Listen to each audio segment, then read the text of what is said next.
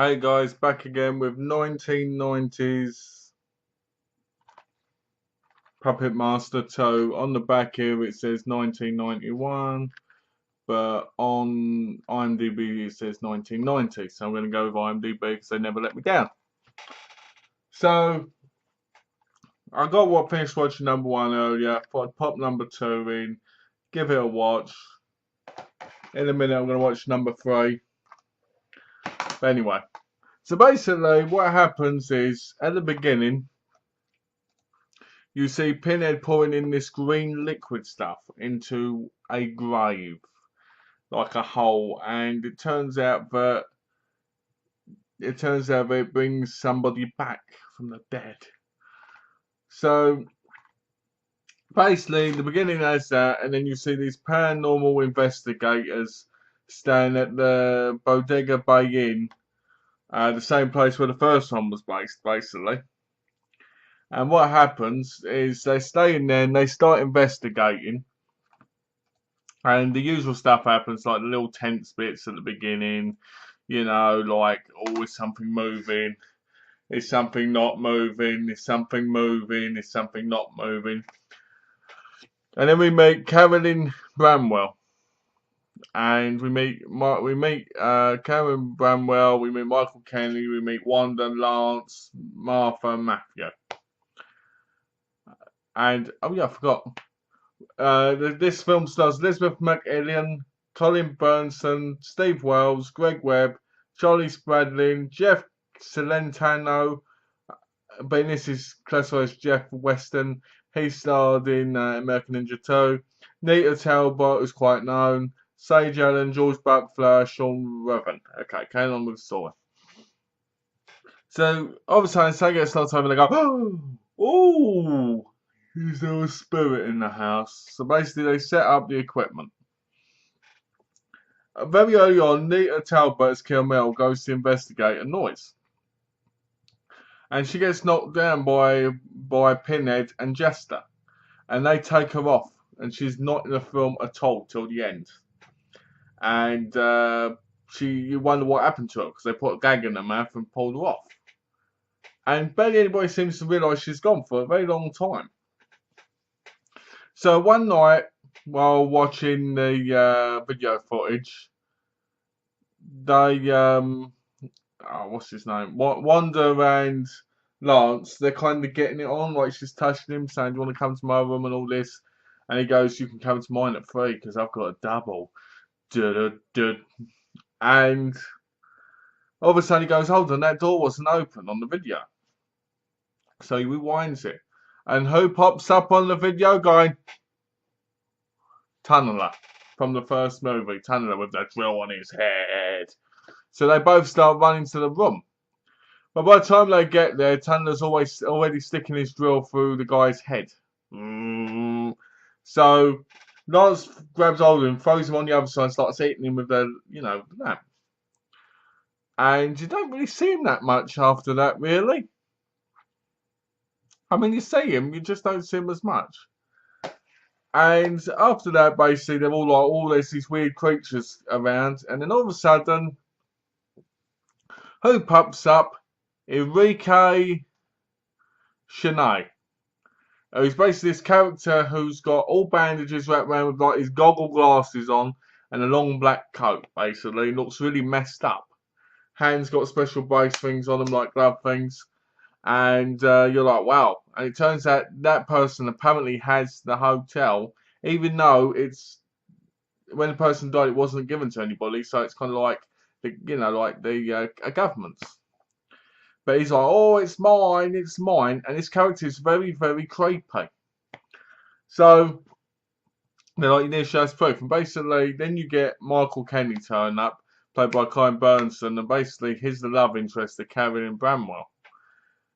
And what happens is Enrique Shanae just keeps getting in the way and starts saying all this creepy shit. Like, he says there's a bit where he says to Michael Kenny, oh, be careful, you do not want to be disfigured or dismembered while you're on your bike. And you're like, and he says all this weird stuff, and it's really good. So then Later on, you find out that it's actually Andre Toulon.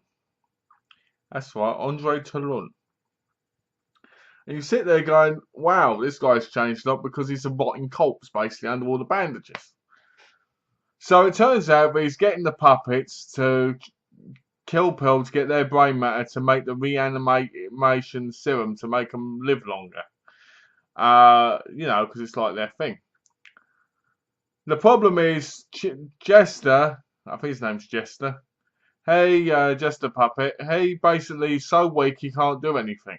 So most of the film is sitting in a little chair like this. And Talon picks him up and goes, it's okay. You will be okay. We just need to get this serum. And basically Blade and Pinhead are going out and trying to get it. Well, guess what? There's a new puppet in town. There he is. Torch. Probably one of the coolest puppets of all time. There he is on the back. That's right.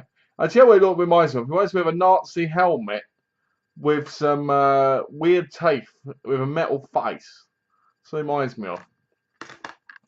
Well, he's a badass, I tell you. So basically, there's a scene where they get into this woman's home. Blade, Torch, and Leech Woman. And basically they're harassing her. They kill her husband and she's got a shotgun and she ends up grabbing hold of Leech Woman and throwing her in the fiery pit, basically, of the heater. And so Leech Woman's no more. One of my favourite puppets is no more, Leech Woman. I love Leech Woman. I always thought she was hot and wonderful. But Torch gets his revenge. He moves out and she goes, oh, you may think you got the devil in your corner, or something like that, but you don't know what you're messing with. And he goes, oh, because in there he shoots out fire, sets her alight, and she goes, and dies. Right? There's another scene later on which I think is epically cool, where this little boy is whipping this like Action Man doll, right? Like, ugh. And he goes into the bush and he goes, come back out, and basically gets thrown back at him. And he picks it up and then he sees Torch. Now Torch is half the size of the boy. Torch is like this. And you're like, are they really that big? Because I thought they were a lot smaller than that. But it's like massive. So the boy picks him up and starts picking at his teeth now. And he's like, ooh, ooh. And it's just really funny because he whips him. The boy whips Torch. And he goes, is that all you can do? Can't you get up? And Torch goes like this. Ooh. And then you see the boy go like this. And then it cuts because obviously you can't see the little boy on fire. Even though I'd have liked to have seen that because that would have been epically cool. So basically pills start getting killed off even more for the brain matter. And Toulon gets really upset because obviously the woman's brain matter is fried. And Jester's sitting there like, still. So then basically Toulon gets the idea that Carolyn is his ex-wife Elsa who died. And he believes it's her reincarnated, but she doesn't know it yet. So he's flirting with her and he's believing it's her. And you can tell Toulon's gone a bit cuckoo in the head. Something must have gone wrong when he was dead because he's like, ooh, he's like, Elsa. But there is a flashback of how he got what he got. And the flashback was from 1912 in Cairo, Egypt. And basically, it shows that during a failed puppet show of his called Faust, but he gets given the formula basically to make it where obviously Blade and that will be, more alive to work. So that was interesting. And it was good to see. So basically, you just kind of get him, like, there's a bit where the music plays, and he's like, oh, can I cut in on this dance? Dance with me. And Michael Kennedy goes, oh, I want to dance with you. And he's like, and he gets angry, so he breaks the record. So, long story short, he'll end up dead, and at the end, he kidnaps her, and she's in she goes into his private room. when she sees him out looking out into the ocean. And there's two life-size mannequin puppet-looking things that are so freaky. They're freaky. They're like, it's hard to explain. They're just really creepy. And basically, he turns up and he goes like this. He goes, "Oh, my dear." Basically, she's, I think, tied down on the chair. And he starts telling her about how she's his dear Elsa and she doesn't know it, and how he got her cardigan and all this stuff. You know, and you're like, then he says the puppet's going, "Oh, no longer we shall be apart. We shall be together, my Elsa, because I love you. I love you like I cook my pizzas. I love them." And then basically, it turns out he's got, I think, like 2 or 3 cups of the formula. And he uses one himself. He drinks it, cuts his throat, and he ends up in the male-sized puppet. Right? And this is what the picture of is on my video. That's him, right? And then he wants to make her it. And he goes, "No, no," because she's not won over. He goes, "Oh no, there's one left." And Jester takes it. He goes, "What are you doing?" And basically what he's done is, he's not the Andre Toulon of the first one. Because Andre Toulon of the first one loves the puppets. They're like his children. He brought them into this world. He loves them. He wants them to be okay. But in this one, he uses them to kill people so he can get to be with Caroline, thinking she's Elsa, and be 2 life-size puppets that live forever. Which seems a bit weird considering Neil Gallagher in the first one was fine. But saying that, he wasn't dead for like 50 years, was he, in the coffin? So that was a bit, you know. And when he pulls the wraps off, oh, he looks horrendous. You know, no wonder he wanted to be a puppet, you know, like a life-size mannequin puppet. So basically, they kill him, and basically they maim him, and they turn on him because they realise what he was doing, and they're very angry. A lot like the ending of the first one, really, to be honest. But a lot more emotional, because you're like, oh, the Toulon, if he'd have been as loving as he was, he could have lived with the puppets, and he could have been okay. Because what I've realised is puppets kind of care about themselves. They obviously want to live, and they obviously want to make sure each other lives, so they do things to protect each other. So at the very end, it turns out someone was turned into one of the life-size mannequin puppets, and that person was Camille, played by Nita Talbot. And she goes on about how they're going to go to a mental hospital, and if they see anything, no one's going to believe them. But the problem with the ending of number 2 is there's no follow-up to it. For some reason, there's no follow-up whatsoever to number 2.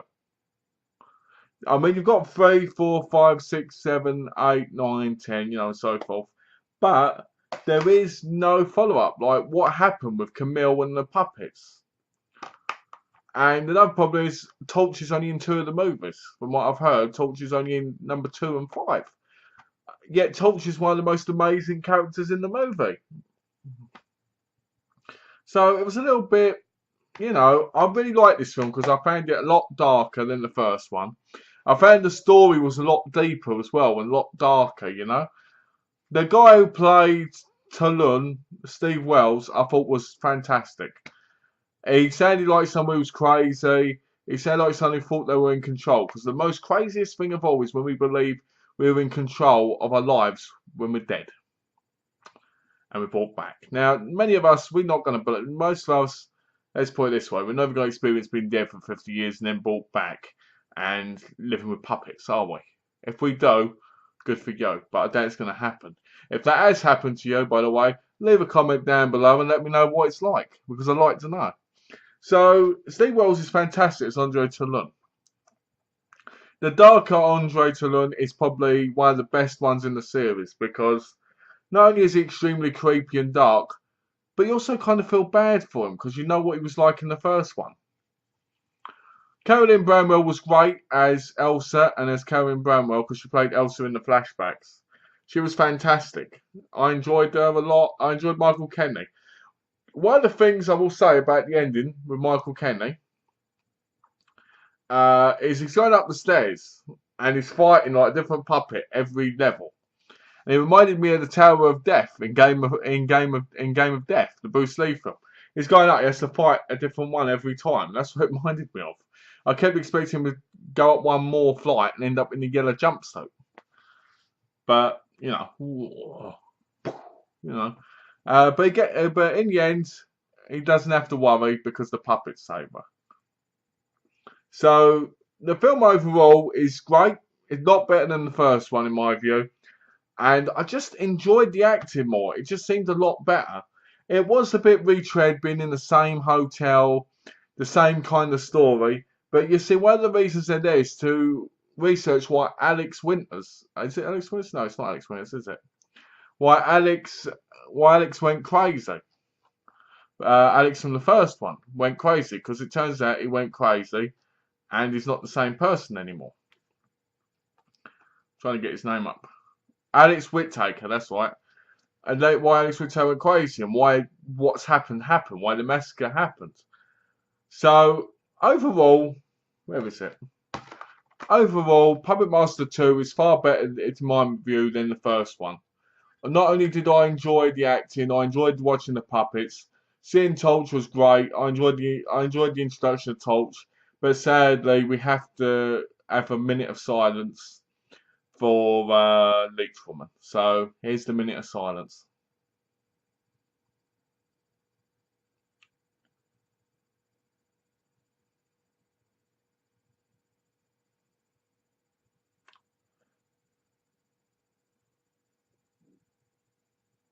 Anyway, it would be a minute, but that would drag on, so it was 15 seconds. Anyway, she died. I was quite upset by that because I like Leech Woman, but anyway. Oh yeah, this Blu-ray has a special intro and audio commentary by Charles Band, original full-length video zone, killer Puppet Master montage, full moon trailers, and a rare 1997 Puppet Master action figure commercial. And this was directed by David Allen. So, my view is, I give this, what did I give the other one? 3.5? I give this a 4. Because this one really improved on the first one. It was darker, it was more creepy, the atmosphere was there more, and I have to admit the characters didn't look so bored. They looked like they were actually doing their job and that they were having fun doing it, and it was just great. So I'll give this a 4 out of 5, and I highly recommend number 2. Obviously watch number 1 anyway because you have to, because to be honest the first 3 in my view are a true trilogy, even though, but the others, you can watch them as you like, basically. So anyway, thanks for watching, guys. Hope you enjoyed the review. Let me know what you think of Puppet Master 2. And subscribe, please. If you haven't subscribed, subscribe because I do 3 reviews a day. So thanks for watching. Take care. Have a lovely day. Thanks, guys.